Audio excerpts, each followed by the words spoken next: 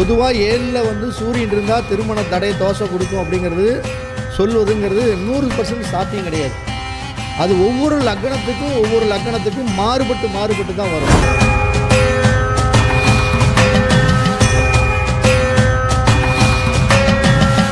நம்ம எல்லாமே தெரிஞ்சுக்கணும். இந்த சூரியனுடைய அதனுடைய நண்பர்கள் பூராமே அப்படின்னு ஒரு கேட்டகரியில் எடுத்துக்கிட்டோம்னா,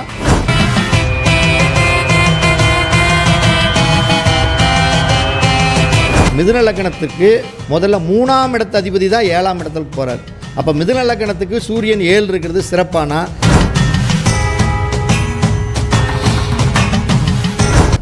இப்போ இன்றைக்கி நான் பேசக்கூடிய ஒரு தலைப்பு அப்படின்னு பார்த்தோம்னா, எல்லாத்துக்குமே வந்து பார்த்திங்கன்னா இந்த திருமண தடை, திருமண தோஷம், இப்படி எல்லாத்துக்கும் ஒவ்வொருத்தருக்கும் ஒவ்வொரு விதமான கருத்துக்கள் வந்து ஜோதிடத்தில் இருக்குது. அதாவது திருமணஸ்தானம் அப்படின்னாவே நம்ம எல்லாத்துக்குமே தெரியும், அது 7ஆம் இடம் தான் திருமணஸ்தானம் அப்படின்னு சொல்கிறோம்.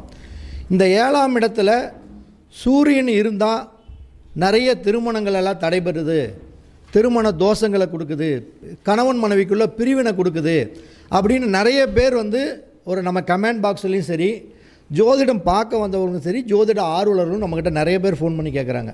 அதாவது 7ஆம் இடத்துல சூரியன் இருந்தால் திருமண தோஷத்தை கொடுக்கும், 2 பேர்த்துக்குள்ளே பிரிவினை கொடுக்குதுங்க, இதனுடைய முழு விளக்கம் என்ன அப்படின்னு நிறைய கேட்டாங்க. நம்ம அதனுடைய தலைப்பை தான் நம்ம இன்றைக்கி பேச போகிறோம். பொதுவாக 7ல் வந்து சூரியன் இருந்தால் திருமண தடை தோசை கொடுக்கும் அப்படிங்கிறது சொல்வதுங்கிறது 100% சாத்தியம் கிடையாது. அது ஒவ்வொரு லக்னத்துக்கும் மாறுபட்டு தான் வரும். அப்போ இன்றைக்கி 12 லக்னத்துக்குமே சூரியன் 7ஆம் இடத்துல இருந்தால் அது திருமணத்தை யோகத்தை கொடுக்குமா இல்லை சாபத்தை கொடுக்குமா அப்படிங்கக்கூடிய ஒரு பதிவை தான் நம்ம இன்றைக்கி பார்க்க போகிறோம். பொதுவாக சூரியன்னா யார்? சூரியன்னாவே இந்த சூரியன் இல்லைன்னா இந்த பிரபஞ்சத்தோட ஒளி சக்தியே இல்லை. சூரியன்னாவே ஒளிக்கு காரகனே சூரியன் தான். அப்போ இந்த உலகத்தில் ஒரு உயிர் வாழணும் அப்படின்னம்னா முழுக்க சூரியனுடைய ஆதரவு இல்லாமல் நம்ம ஒன்றுமே பண்ண முடியாது. அப்போ இந்த சூரியன் ஒளிக்கு காரகன் அப்படிங்கிறப்ப கிட்டத்தட்ட பாதி நாள் சூரிய வெளிச்சம் நல்லா மேலோட்டமாக நல்லா தெரியும், பாதி நாள் மங்கும். அதனால தான் சூரியனை வந்து பாதி சுபராகவும் பாதி பாபராகவும் நம்ம மூல நூல்களில் முன்னோர்கள் நம்ம சொல்லி வச்சுருக்காங்க. இப்போ 7ஆம் இடம்ங்கிறது என்ன? ஒரு ஆணுடைய ஒரு பெண்ணுடைய வாழ்க்கையில் திருமணத்தை குறிக்கக்கூடிய ஸ்தானம் தான் இந்த 7ஆம் இடங்கிறது. அப்போ இந்த ஒளி பொருந்திய இந்த சூரியன் வந்து இந்த 7ஆம் இடத்துல இருந்தால் அதிக வெளிச்சத்தை அந்த இடத்துல, அதாவது சூரியனுங்கிற வெளிச்சத்தை ஒரு குறிப்பிட்ட அடித்தோம்னா, இப்போ இந்த லைட் அடிக்குது, ஒரு குறிப்பிட்ட அளவுக்கு நம்ம கண்ணில் அடித்தா நம்ம கண்ணில் தாங்கிக்கலாம். இதே அதிகம் ஒரு 1000 வாட்ஸ், ஒரு 2000 3000 பளிச்சுன்னு அடித்தா கண்ணை கூசத்தான் செய்யும். அப்போ இந்த இடத்துல இருக்கக்கூடியவங்களை சுற்றி நமக்கு யார் உட்காந்துருக்காங்க என்ன அப்படிங்கிறது ஒன்றுமே தெரியாமல் நம்ம இருண்ட முகமாக போயிடும். அப்போ அதிக ஒளி வந்து பட்டுச்சு அப்படின்னா அந்த திருமணத்தில் ஒரு கசப்பான ஒரு அனுபவம் கிடைக்கும். அது இல்லாமல் சூரியன்னா யார்? சூரியனாவே முதல்ல வந்து நான் தான் ராஜா, காட்டுக்கு ராஜாங்கிற மாதிரி நான் தான் அந்த இடத்துல டாமினேஷன் அதிகமாக இருக்கணும், தலைமை பண்போடு இருக்கணும், நிர்வாக திறமையோடு இருக்கணும், எல்லாம் என் சொல் பேச்சுக்கு கட்டுப்பட்டு எல்லாம் நடக்கணும்னு கொஞ்சம் முதன்மைப்படுத்தக்கூடிய ஒரு ராஜ கிரகம் சூரியன். அப்போ எந்த இடத்த போனாலும் அந்த திருமண ஸ்தானமாக இருந்தாலும் என் கண்ட்ரோலில் தான் எல்லாமே இருக்கணும் அப்படின்னு அவர் ஆசைப்படுறது அவருடைய இயல்பான குணம். அதுக்காக நம்ம அந்த திருமண வாழ்க்கை கொண்டு இந்த இடத்த வந்து நசுக்கக்கூடாது. அப்போ மேச லக்னம்னு எடுத்துக்கிட்டோம்னா பொதுவாகவே இந்த சூரியன் நம்ம எல்லாமே தெரிஞ்சுக்கணும். இந்த சூரியனுடைய அதனுடைய நண்பர்கள் பூராமே அப்படின்னு ஒரு கேட்டகரியில் எடுத்துக்கிட்டோம்னா, சூரியனுடைய நண்பர்கள் எல்லாமே ஒரு கேட்டகரியில் குரு பகவான், அதே மாதிரி செவ்வாய் பகவான், அதே மாதிரி பார்த்திங்கன்னா சந்திர பகவான், கேது பகவான், இவங்க எல்லாமே ஒருவருக்கு சூரியனுடைய ஒரு நட்பு வட்டாரத்துக்குள் இருக்கக்கூடிய ஒரு அருமையான ஒரு கிரகங்கள். இந்த சூரியனுக்கு கொஞ்சம் டிஸ்டன்ஸில் இருக்கக்கூடிய கிரகங்கள் எல்லாமே பார்த்தோம்னா இந்த புதன், சனி, சுக்கிரன், ராகு, இவங்க எல்லாமே இவங்களுக்குள்ள ஒரு அண்டர்ஸ்டாண்டிங் எப்பயுமே மிஸ் அண்டர்ஸ்டாண்டிங் இருந்துகிட்டே இருக்கும். அப்போ இந்த மேச லக்னம்னா இந்த மேச லக்னத்தோட அதிபதியாக செவ்வாய் தான் அப்படிங்கிறது நம்மளுக்கு எல்லாமே தெரியும். இந்த மேச லக்னக்காரங்களுக்கு சூரியன் 7ல் இருந்தால் திருமண தோஷத்தை கொடுக்குமா அப்படின்னா, 7ஆம் இடத்துல மேச லக்னத்துக்கு 7ஆம் இடம்ங்கிறது துலா ராசி வரும். துலா ராசியில் சூரியன் வந்து மேசத்தில் உச்சம், துலாத்தில் நீசம். அப்போ 7ஆம் இடத்துல சூரியன் நீசமாகிறாரு. அப்போ மேச லக்னத்துக்கு சூரியன் யார் அப்படிங்கிறது முதல்ல பார்க்கணும். மேச லக்னத்துக்கு யார்? சூரியன் யார்? 5ஆம் இடத்து அதிபதி. அப்போ 5ஆம் இடத்து அதிபதி 7ஆம் இடத்துல நீசமாகிறார். இதுதான் அதனுடைய லாஜிக். அப்படி கோர்வையாக கொண்டாந்தோம்னா நம்ம அது நல்லது செய்யுமா கெடுதல் செய்யுமான்னு தெரிஞ்சுக்கலாம். அப்போ 5ஆம் இடத்து அதிபதி 7ஆம் இடத்துல இருக்குது, நீசமாக இருக்குதுனாவே இந்த மேச லக்கணத்துக்காரங்களுக்கு 7ல் சூரியன் இருந்துனாவே அதிகபட்சம் 5ஆம் இடம்னு என்ன, காதல், காமம், மோகம், ஆசை, உள்ளுணர்வு, அன்பை அதிகமாக எதிர்பார்க்கிறது, இது எல்லாமே அந்த 5ஆம் இடத்துடைய வேல்யூ. அப்போ அவங்களுக்குள்ள அந்த உணர்வு அப்படிங்கிறது, காமங்கிறது, காதல் அப்படிங்கிறது அதனை திருமணத்துக்கு அதனை சார்ந்து கொஞ்சம் இயங்கும். காதல் திருமணத்துக்கு வழிவகுக்கிறது, ஒரு அன்பு சார்ந்த விஷயத்தில் அதிகமாக ஈடுபாடு அதிகமாக இருக்கிறது. இப்படி அதுக்குள்ளே ஒரு உணர்வு ரீதியாக அவங்களுக்குள்ள ஒரு இனம் புரியாத ஒரு போக்கு இருக்கிறனால என்ன ஆகும் அப்படின்னம்னா, இந்த மேச லக்கணத்துக்காரங்களுக்கு அந்த சூரியன் 7 இருக்கும் பொழுது அவங்க எதிர்பார்த்த மாதிரி 2 பேர்த்துக்குள்ளே ஒரு மிஸ் அண்டர்ஸ்டாண்டிங் ஆகும். 2 பேர்த்துக்குள்ளே அந்த உணர்வை, அன்பை புரிந்து கொள்ள முடியாத சூழ்நிலை போகும். அப்படி போகிறப்ப என்னாகும், 2 பேர்த்துக்குள்ளே கருத்து வேறுபாடுகள் வரும். அந்த திருமணம் சம்மந்தப்பட்ட விஷயத்தில் தாமதமாகக்கூடிய சூழ்நிலைகள் கொடுக்கும். அடுத்தது குழந்தைகள் அப்படிங்கக்கூடிய ஒரு விஷயத்தில் ஒருத்தர் வேணும்பாங்க, ஒருத்தர் குழந்தை இப்போ வேண்டாம், இப்போ எதுக்கு என்ன அப்படிம்பாங்க.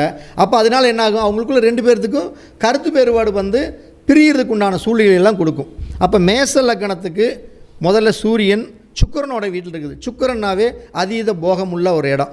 அப்போ அதுக்கெல்லாம் அதிகமாக ஆசைப்படும் பொழுது அவங்களுக்குள்ள ஒரு கருத்து வேறுபாடுகள் வரக்கூடிய சூழ்நிலை இருக்கும். அப்போ மேச லக்கணத்துக்காரங்களுக்கு 7ல் சூரியன் இருந்ததுன்னா தடை தாமதம், திருமணத்துக்கு கொஞ்சம் லேட் ஆகும். இல்லைன்னா குறைஞ்ச பருவ வயசுலேயே ஆயிரும். அப்புறம் அது ஏன்டா பருவ வயசில் பண்ணணும் அப்படின்னு நினச்சி அவங்களுக்குள்ள ஒரு கருத்து வேறுபாடு வரும். இப்படி 12 லக்கணத்துக்குமே இப்படி சூரியன் 7 இருந்தால் அதுக்கு என்ன பலன், அதுக்கு என்ன பரிகாரம் பண்ணுனா அவங்களுடைய லைஃப் ஸ்டைலில் முன்னேற முடியுன்ட்டு நான் எனக்குள்ள ஒரு 10 ஜாதகத்தை நிறைய பேர்த்த பார்த்து அவங்களுக்கு அந்த திருமணம் நடந்திருக்குது. அதுதான் உங்களுக்கு நான் இன்றைக்கி வந்து திருமணம் இப்படி இருந்தால் 7ல் சூரியன் இருந்தால் அதுக்கு என்ன நிவர்த்தி பண்ணி நம்ம ஜெயிக்கலாம் அப்படிங்கிறது தான் பார்க்க போகிறோம். இப்போ அடுத்தது வந்து பார்த்தோம்னா ரிஷப லக்கணம். ரிஷப லக்கணத்துக்கு முதல்ல 7ல் சூரியன் இருந்தால் நல்லதா அப்படின்னா, இவர் யார் அப்படின்னா முதல்ல 4ஆம் இடத்து அதிபதி தான் 7ல் இருக்கார். முதல்ல ரிஷப லக்கணத்துக்கு 4ஆம் இடத்து அதிபதி 7ல் இருக்கார். அப்போ இவருக்கு திருமணம் அமைஞ்சதுக்கப்புறம் வீடு அமையும், நிலம் அமையும், சொத்து அமையும், ஒரு நல்ல தாய் வழி உறவுகள் மூலம் ஒரு சொத்து கிடைக்கிறது, இது எல்லாமே சிறப்பாக இருக்கும். அப்போ ரிஷப லக்கணத்துக்கு வந்து 7ல் சூரியன் இருக்குது, உங்களுக்கு திருமண பிரச்சனை பண்ணணும்னால நடக்கவே கூடாது. அவங்களுக்குள்ளே வந்து ஒரு 2 பேருமே வந்து ஒரு வரக்கூடிய மனைவி ஒரு தொழில் ரீதியாக படித்த மனைவியாக வர்றது, மனைவி வந்ததுக்கப்புறம் யோகம், அதிர்ஷ்டம், செல்வாக்கு, இப்படி எல்லாமே இந்த ரிஷப லக்கணத்துக்காரங்களுக்கு இயற்கையிலேயே கிடைக்கும். அதே மாதிரி மிதுன லக்கணத்துக்கு சூரியன் 7ஆம் இடத்துல இருக்குது. 7ஆம் இடம்னா தனுசில் இருக்குது. இது யோகத்தை கொடுக்குமா அப்படின்னா, மிதுன லக்கணத்துக்கு முதல்ல 3ஆம் இடத்து அதிபதி தான் 7ஆம் இடத்துக்கு போகிறார். அப்போ மிதுன லக்கணத்துக்கு சூரியன் 7 இருக்கிறது சிறப்பானா, நிச்சயம் சிறப்பு கொஞ்சம் கம்மி தான். ஏன்னா 3ஆம் இடங்கிறது வீரியம், 3ஆம் இடங்கிறது இளைய சகோதர ஸ்தானத்தை குறிக்கிறது.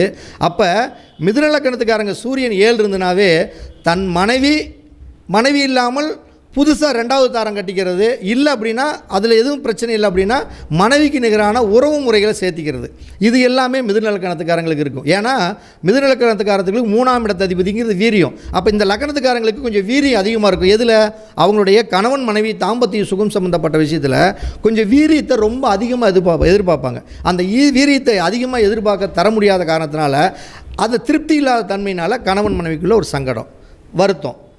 அப்போ அங்கே கிடைக்காத பட்சத்துக்கு அதனை நோக்கி அவனுடைய மனம் பாயும். அப்போ 2வது முறையாக ஒரு திருமணத்தை அமைக்கிறது, இல்லைன்னா கணவன் மனைவி இதுதான் சாக்குன்னு சொல்லி நீ என்னோட குடும்ப வாழ்க்கைக்கு சரியில்லை, நம்ம 2 பேரும் டைவர்ஸ் வாங்கிடலாம், இல்லைன்னா பிரச்சனை பண்ணிடலான்னு இப்படி 2 பேர்த்துக்குள்ளே 7ல் மிதுன லக்கணத்துக்காக சூரியன் 7 இருந்துன்னா இந்த மாதிரி ஒரு பிரச்சனையெல்லாம் வர்றதுக்கு உண்டான வாய்ப்பு நிறைய இருக்குது. இதே வந்து கடக லக்கணத்துக்கு சூரியன் 7 இருக்குது.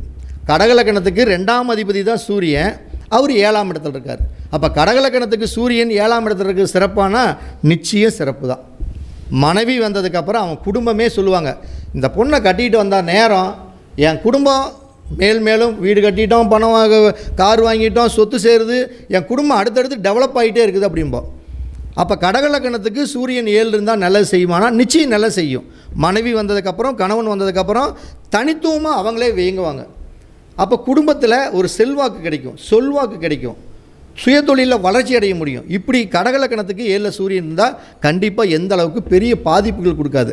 ஆனால் அந்த லக்கணத்துக்காரங்க கஷ்டப்பட்டு அவங்கள பொருள் சேர்த்தக்கூடிய சூழ்நிலையில் கொண்டாந்து விடும். இப்போ சிம்ம லக்கணத்துக்கு சூரியன் 7 இருக்குது, நல்லது பண்ணுமா? சிம்ம லக்கணத்துக்கு லக்னாதிபதியே தான் சூரியன். அவர் 7ஆம் இடத்துலேருந்து லக்னத்தையே பார்ப்பார். அப்படி பார்க்கக்கூடிய காலத்தில் கணவன் மனைவி 2 பேரும் புரிந்து கொள்ளக்கூடிய வாழ்க்கையாக இருக்கும். கணவன் என்ன சொல்கிறாங்களோ அதையே மனைவி கேட்கும், மனைவி என்ன சொல்லுதோ அதையே கணவனும் கேட்பாங்க. அப்போ 2 பேரும் கேட்கக்கூடிய சூழ்நிலையில் இந்த சிம்ம லக்னத்துக்காரங்களுக்கு எந்த சூழ்நிலையிலையும் கருத்து வேறுபாடுகள் 7ஆம் இடத்துல சூரியன் இருந்தால் வருமானம் நிச்சயம் வர்றதுக்கு உண்டான வாய்ப்புகள் இல்லை. நம்ம 7ல் சூரியன் இருந்துச்சுன்னு நம்ம பாட்டுக்கு நம்ம போக்கில் பேசிடவே கூடாது. அதுக்கு சேரக்கூடிய கிரகங்கள் யார், அந்த சேர்க்கை பெறக்கூடிய நல்ல கிரகங்கள் சேருதா, இல்லை தொடர்புகள் ரீதியாக அசுப்பு கிரகங்கள் பார்க்குதா, இல்லை பாவ கிரகங்கள் இருக்குதா, இப்படின்னு பல விதத்தில் தான் பார்த்து சொல்லணும். எடுத்த உடனே ஒரு லக்னத்துக்கு 7ல் சூரியன் இருக்குது, திருமண தோஷம் தடை தாமதம் அப்படின்லாம் சொன்னோம்னா அது தப்பாக போயிடும். இதே மாதிரி கன்னி லக்னத்துக்கு சூரியன் 7ஆம் இடத்துல இருக்குது. எதில்? மீனத்தில் இருக்குது. 12ஆம் இடத்து அதிபதி அதாவது விரையாதிபதி 7ல் இருக்கிறார். மனைவி வந்ததுக்கு அப்புறமே அவனுக்கு எல்லாமே ஒரு வாழ்க்கையில் ஒரு இறங்குமுறமான வாழ்க்கையாக தான் இருக்கும். கன்னி லக்னத்துக்கு 7ல் சூரியன் இருந்ததுன்னா விரையாதிபதி, அப்போ எதை தொட்டாலும் விரயங்கள் அதிகமாகக்கூடிய சூழ்நிலை. கணவன் மனைவிக்குள்ளே வந்ததுலேருந்தே 2 பேர்த்துக்குள்ளே கருத்து வேறுபாடு. 2 பேரும் ஒன்று சேர்ந்து வாழ்கிறதே அதிகபட்சம் சில நாட்களாக தான் இருக்கும். அப்படி ஒன்றா இருந்தாங்கன்னா 2 பேர்த்துக்கு பிரச்சனை இருக்கும். அப்போ 12ஆம் இடம்னு என்ன? இந்த கன்னி லக்னத்துக்காரங்க முடிஞ்ச அளவுக்கு 12ஆம் இடம்னா விரையாதிபதி சூரியன் 7 இருக்கிறப்ப அவங்க டிஸ்டன்ஸை மெயின்டைன் பண்ணுற அளவுக்கு அவங்களுடைய வாழ்க்கையில் நல்லாயிருக்கும். இப்போ இந்த வெளிநாட்டில் இருக்கிற மாப்பிள்ளை பொண்ணுலாம் இருக்காங்க பார்த்தீங்களா?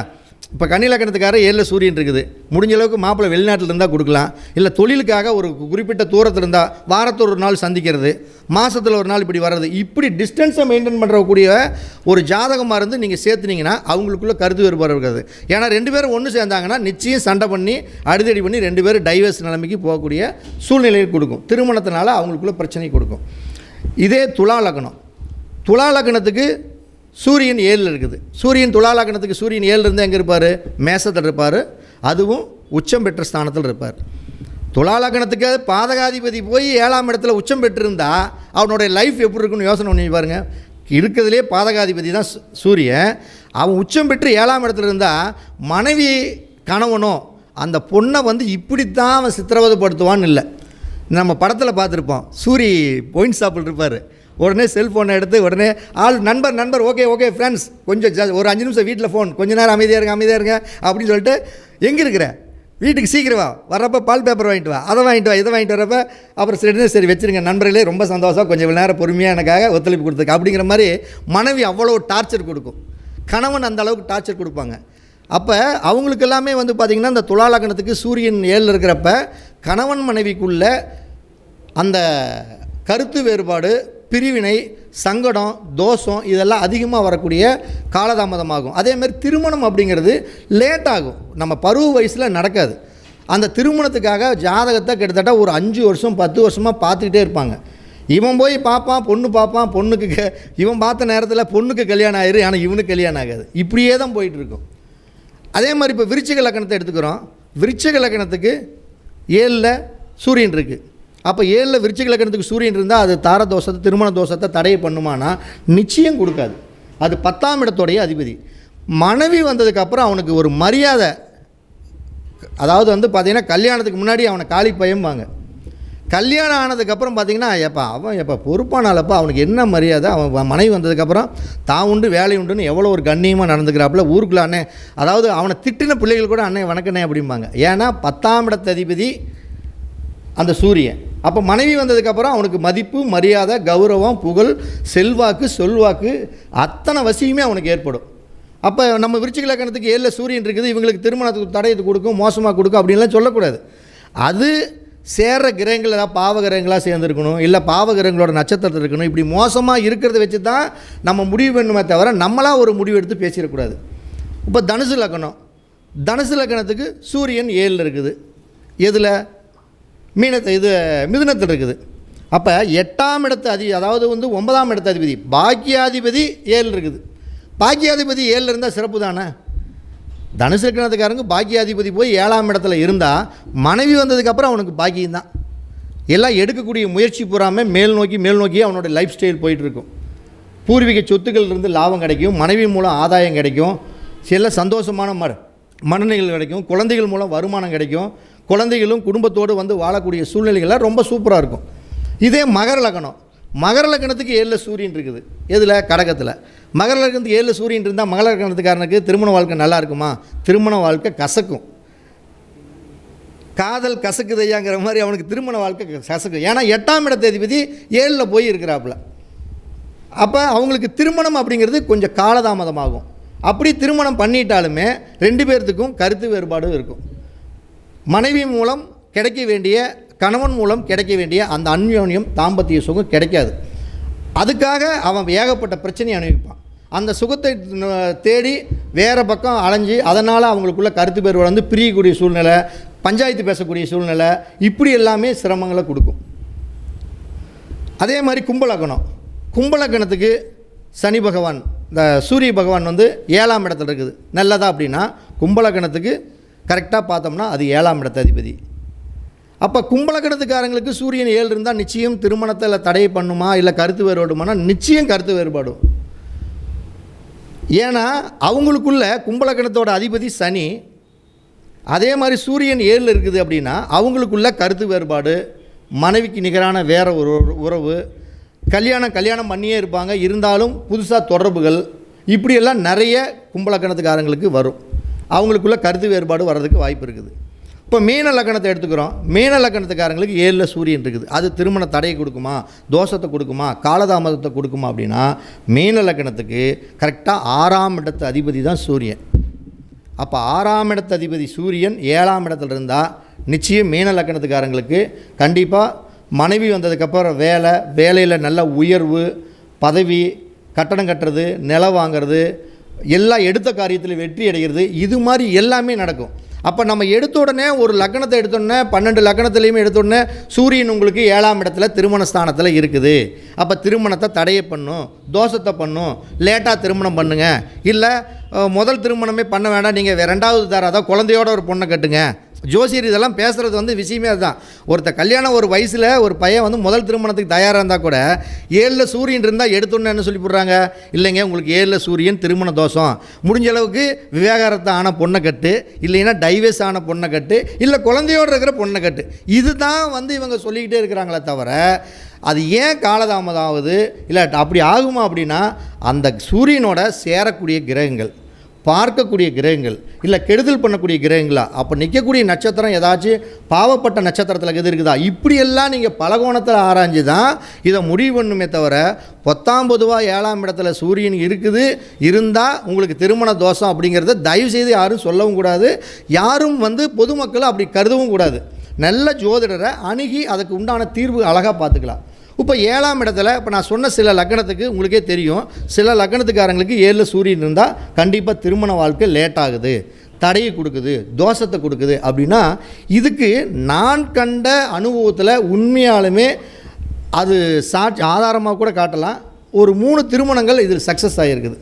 இது எப்படி அப்படின்னா பொதுவாக திருமணத்துக்கு காரகன் அப்படின்னாவே அது ஆணுக்கு பெண்ணுக்குங்கிறது தனித்தனியாக நம்ம பிரித்து பார்க்குறத விட திருமணத்துக்கு காரகன் கலஸ்திர காரகன்னாவே சுக்கிரன் தான்.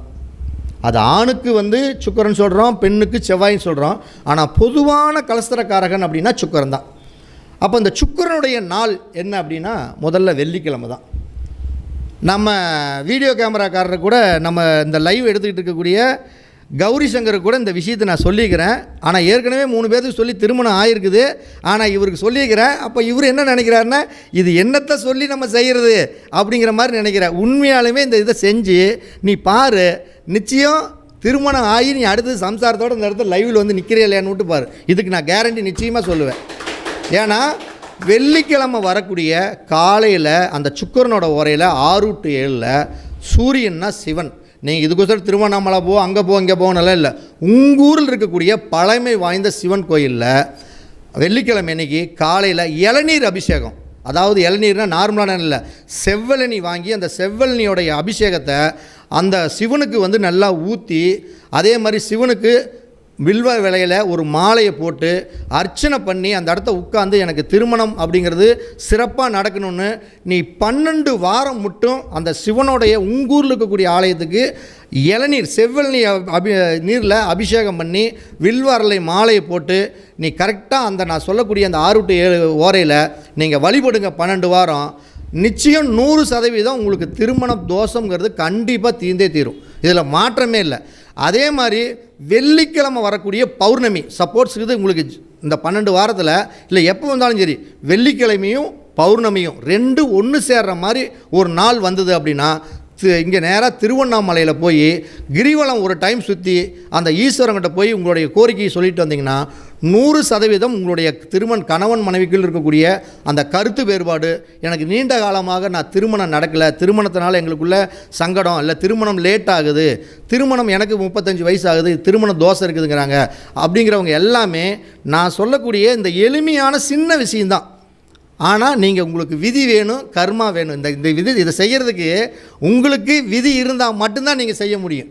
இல்லைன்னா இதெல்லாம் எதுக்கு அப்படின்னு கொஞ்சம் லூஸ் விட்டிங்கன்னா அதுக்கு நடக்க போகிறதில்ல. அப்போ நீங்கள் நம்பிக்கையோடு செய்யுங்க, நிச்சயம் உங்களுடைய நம்பிக்கை வீண் போகாது அப்படிங்கக்கூடிய ஒரு அற்புதமான விஷயத்தை சொல்லி, எல்லா லக்னத்துக்கும் சூரியன் 7 இருந்தால் திருமண தோஷத்தை கொடுக்கணும் தயவு செய்து நினைக்காதீங்க. சில குறிப்பிட்ட லக்னத்துக்கு மட்டும்தான் தோஷத்தை பண்ணும். அதுவும் சேரக்கூடிய ஆள் சொல்கிறாங்கள பழமொழி, அவன் சேர்க்கையே சரியில்லைடா, முதல்ல அவன் சேர்ந்துருக்கிற ஆள் ஒழுங்கான ஆளாக இருந்துன்னா அவன் நேரம் அவனுக்கு கரெக்டாக எல்லாம் நடந்திருக்கு, அவன் போகிற ரூட்டே சரியில்லை அப்படிம்பாங்க. அப்போ ரூட்டுன்னு என்ன, அவனோட அதாவது இந்த சூரியனோட சேர்ற கிரகங்கள் 7ஆம் இடத்துல அதுக்கு திருமணத்துக்கு சப்போர்ட் பண்ணுற மாதிரி ஆளோட சேர்ந்தால் பிரச்சனை பண்ணல. திருமணத்தை கெடுக்கிற மாதிரி ஒரு ஆளோட சேர்ந்தால் கண்டிப்பாக அதை தடையை கொடுக்கும், தாமதத்தை கொடுத்தும், கருத்து வேறுபாடு கொடுக்கும், திருமண வாழ்க்கையில் ஒரு மன வருத்தத்தை கொடுக்கும். அப்போ நான் சொல்லக்கூடிய திருமணம் காலதாமதமாகுது, திருமணத்துக்குள்ளே எங்களுக்குள்ளே சங்கடம் சலிப்பு, நாங்கள் பிரிஞ்சு வாழ்கிறோம் அப்படின்னு இருக்கிறவங்கெல்லாம் நான் சொல்லக்கூடிய இந்த எளிமையான ஒரு சின்ன பரிகாரங்கிறத விட இது வழிபாடு. பரிகாரங்கிறது பேர, இது வழிபாடு. இந்த வழிபாடு நம்பிக்கையோடு செய்யுங்க, நிச்சயம் நல்லதே நடக்கும் அப்படிங்கக்கூடிய அற்புதமான தகவலோடு சொல்லி மீண்டும் அழகான அடுத்த தருணத்தில் சந்திக்கிறேன். அனைவருக்கும் வணக்கம், அனைவருக்கும் வாழ்த்துக்கள்.